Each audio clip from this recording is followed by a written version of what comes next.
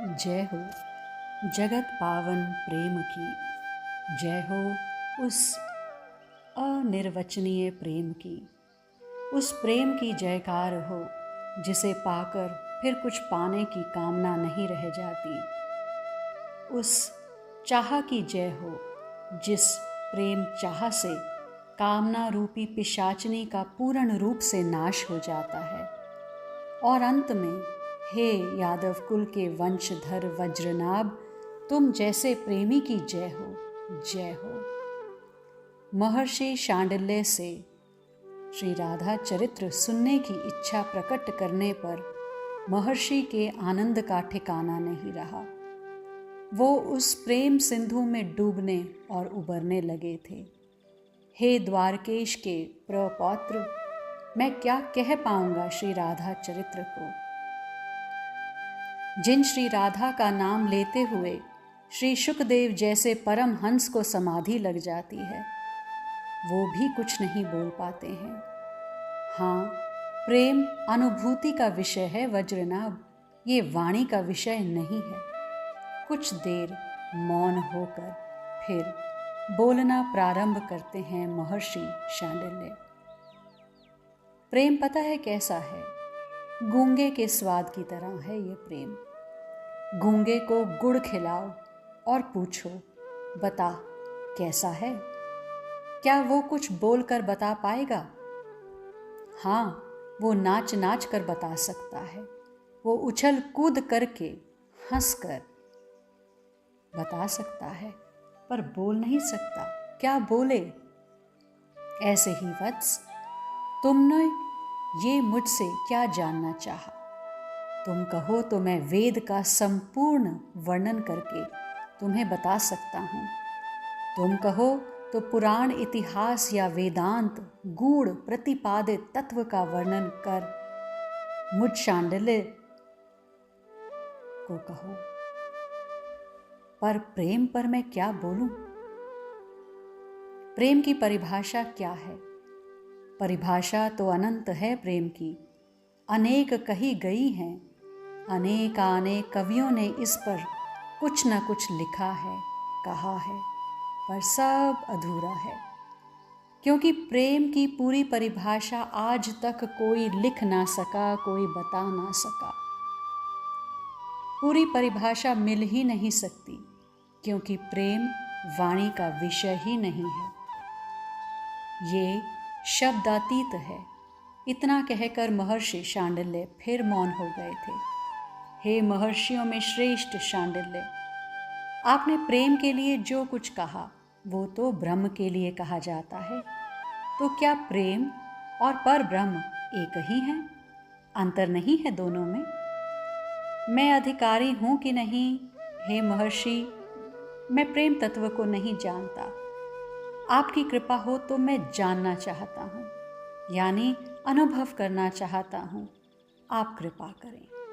हाथ जोड़कर श्री कृष्ण के प्रपौत्र वज्रनाभ ने महर्षि शांडिल्य से कहा, हाँ, पर ब्रह्म और प्रेम में कोई अंतर नहीं है। फिर कुछ देर कालिंदी यमुना को देखते हुए मौन हो गए थे महर्षि। नहीं नहीं, ब्रह्म से भी बड़ा है प्रेम, मुस्कुराते हुए फिर बोले महर्षि। तभी तो वह ब्रह्म अवतार लेकर आता है, केवल इस प्रेम के लिए। प्रेम उस पर ब्रह्म को भी नचाने की हिम्मत रखता है। क्या नहीं नचाया? क्या इसी ब्रज भूमि में गोपियों ने, उन अहीर की कन्याओं ने माखन खिलाने के बहाने से उस पर ब्रह्म को अपनी बाहों में भरकर उस सुख को लूटा है, जिस सुख की कल्पना भी ब्रह्मा, रुद्र इत्यादि नहीं कर सकते। उन गोपियों के आगे वो पर ब्रह्म नृत्य करता है। आहा, ये है प्रेम देवता का प्रभाव। नेत्रों से झर झर अश्रु बहने लग जाते हैं महर्षि के ये सब कहते हुए। कृष्ण कौन है? शांत भाव से पूछा था वज्रनाभ ने ये प्रश्न। चंद्र हैं कृष्ण। महर्षि आनंद में डूबे हुए हैं। कहाँ के चंद्र? वज्रनाभ ने फिर पूछा। श्री राधा रानी के हृदय में जो प्रेम का सागर उमड़ता रहता है, उस प्रेम सागर में से प्रकट हुआ चंद्र हैं ये श्री कृष्ण। महर्षि ने उत्तर दिया, श्री राधा रानी क्या हैं फिर? वज्रनाभ ने फिर पूछा। वो भी चंद्र हैं, पूर्ण चंद्र। महर्षि का उत्तर। कहाँ की चंद्र हैं वे? वज्रनाभ आनंदित हैं पूछते हुए। वत्स वज्रनाभ, श्री कृष्ण के हृदय समुद्र में जो लहरें चलती उतरती रहती हैं, जो तरंगे तरंगायित होती रहती हैं, उसी समुद्र में से प्रकटा चंद्र हैं ये श्री राधा। तो फिर ये दोनों श्री राधा श्री कृष्ण कौन हैं? दोनों चकोर हैं और दोनों ही चंद्रमा हैं। कौन क्या है कुछ नहीं कहा जा सकता। इसे इस तरह से माना जाए, श्री राधा ही श्री कृष्ण हैं और श्री कृष्ण ही श्री राधा हैं। क्या वज्रनाभ, प्रेम की उस उच्च अवस्था में अद्वैत नहीं घटता? वहाँ कौन पुरुष कौन स्त्री, वहाँ एक ही है। उसी प्रेम की उच्च भूमि में विराजमान हैं ये दोनों अनादि काल से। इसलिए श्री राधा कृष्ण दोनों एक ही हैं। ये दो लगते हैं पर हैं नहीं। कृष्ण प्रेममयी राधा, राधा प्रेममय हरि।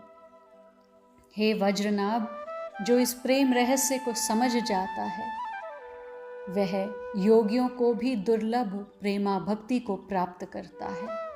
इतना कहकर भाव समाधि में डूब गए थे महर्षि शांडिल्य। हे राधे, जय श्री कृष्ण, जय राधे।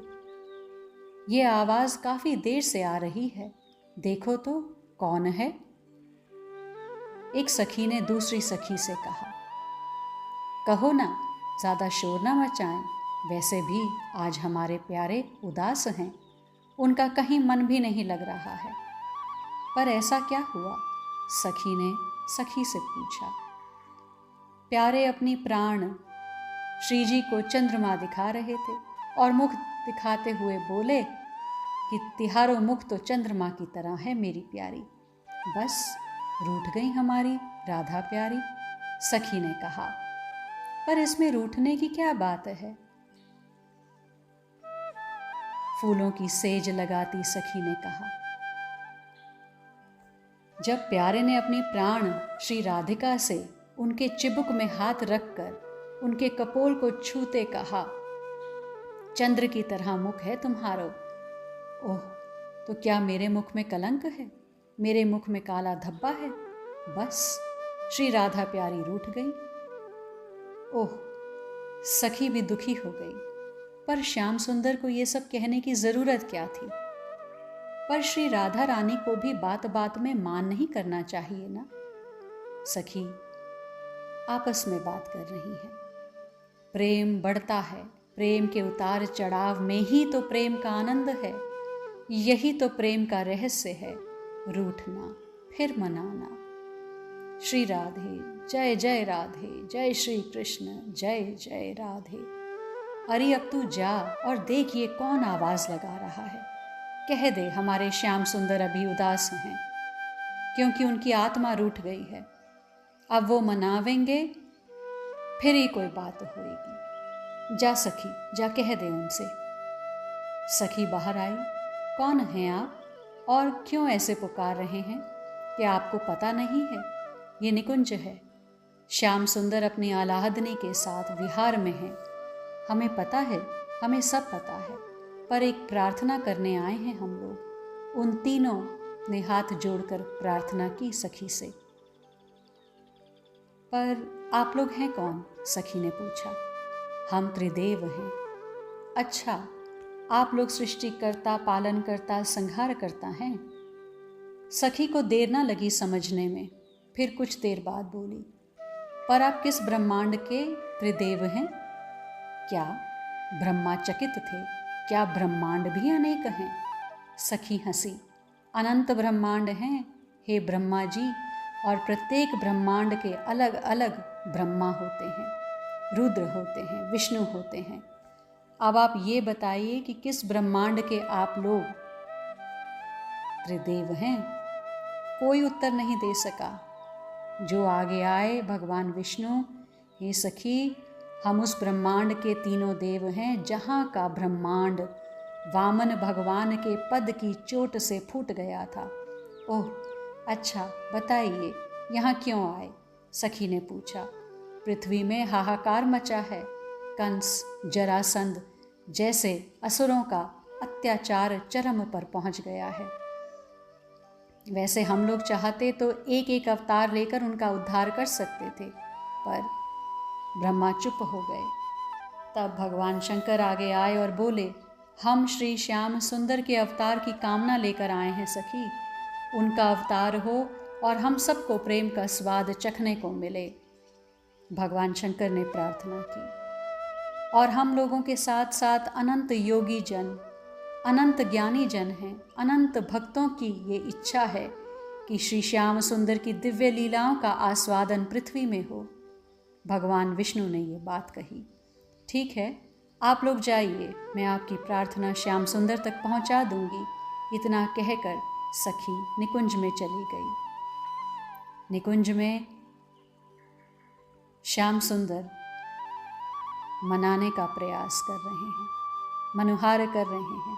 प्यारी मान जाओ ना, देखो मैं हूँ तुम्हारा अपराधी। हाँ, मुझे दंड दो राधे, मुझे दंडित करो, पर इस तरह मुंह न फेरो। इस अपराधी को अपने बाहुपाश से बांधकर हृदय में कैद करो। हे वज्रनाभ, उस नित्य निकुंज में आज रूठ गई हैं श्री राधा रानी और बड़े अनुनय विनय कर रहे हैं श्याम सुंदर, पर आज राधा मान नहीं रही। इन पायल को बजने दो ना, ये करधनी कितनी कस रही है तुम्हारी शीण कटी में। इसे ढीला करो ना हे राधे, तुम्हारी वेणी के फूल मुरझा रहे हैं। नए लगा दूं, नए सजा दूं, तुम्हारे केश संवार दूं। युगल सरकार की जय हो। सखी ने उस कुंज में प्रवेश किया। हाँ, क्या बात है, देखो ना, आज मान ही नहीं रही है प्यारी। असहाय से श्याम सुंदर सखी से बोले। मुस्कुराते हुए सखी ने अपनी बात कही। हे श्याम सुंदर, बाहर आज 3 देव आए थे। क्यों आए थे? श्याम सुंदर ने पूछा। पृथ्वी में त्राही त्राही मची हुई है, कंस आदि राक्षसों का आतंक। सखी आगे कुछ और कहने जा रही थी, पर श्याम सुंदर ने रोक दिया। बात ये नहीं है, क्या असुरों का वध ये त्रिदेव से संभव नहीं है? उठे श्याम सुंदर तमाल के वृक्ष की डाली पकड़कर त्रिभंगी भंगिमा से बोले। बात कुछ और है। हाँ, बात ये है कि वे लोग और अन्य समस्त देवता, समस्त ज्ञानी जन, योगी जन, भक्त जन आपकी इन प्रेममयी लीलाओं का आस्वादन पृथ्वी में करना चाहते हैं, ताकि दुखी मनुष्य, आशा पाश में बंधा जीव, महत्वाकांक्षा की आग में झुलसता जीव जब आपकी प्रेम पूर्ण लीलाओं को देखेगा, सुनेगा, गाएगा, तो क्या कहना चाहते थे वो 3 देव? श्याम सुंदर ने सखी की बात को बीच में ही रोककर स्पष्ट जानना चाहा। आप अवतार लें, पृथ्वी में आपका अवतार हो। ललिता सखी ने हाथ जोड़कर कहा। ठीक है, मैं अवतार लूँगा।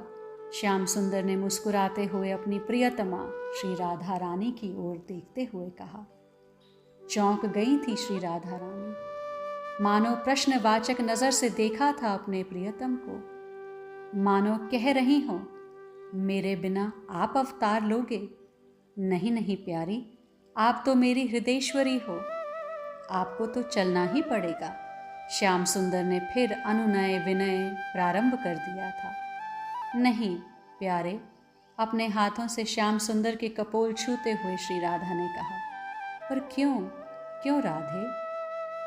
क्योंकि जहाँ श्रीधाम वृंदावन नहीं, गिरि गोवर्धन नहीं और मेरी प्यारी ये यमुना नहीं, इतना ही नहीं, मेरी ये सखियाँ, इनके बिना मेरा मन कहाँ लगेगा? तो इन सब को मैं पृथ्वी में ही स्थापित कर दूं तो? आनंदित हो उठी थी श्री राधा रानी। हाँ, फिर मैं जाऊंगी, पर लीला है प्यारी, याद रहे विरह वियोग की पराकाष्ठा का दर्शन आपको कराना होगा इस जगत को। प्रेम क्या है, प्रेम किसे कहते हैं, इस बात को समझाना होगा इस जगत को, श्याम सुंदर ने कहा। हे वज्रनाभ, नित्य निकुंज में अवतार की भूमिका तैयार हो गई थी। महर्षि शांडिल्य से ये सब निकुंज का वर्णन सुनकर चकित भाव से यमुना रस रानी की लहरों को ही देखते रहे थे वज्रनाभ। हे राधे वृषभान भूप तनये, हे पूर्ण चंद्रानने। आज के लिए इतना ही, शेष आगे। श्री राधे।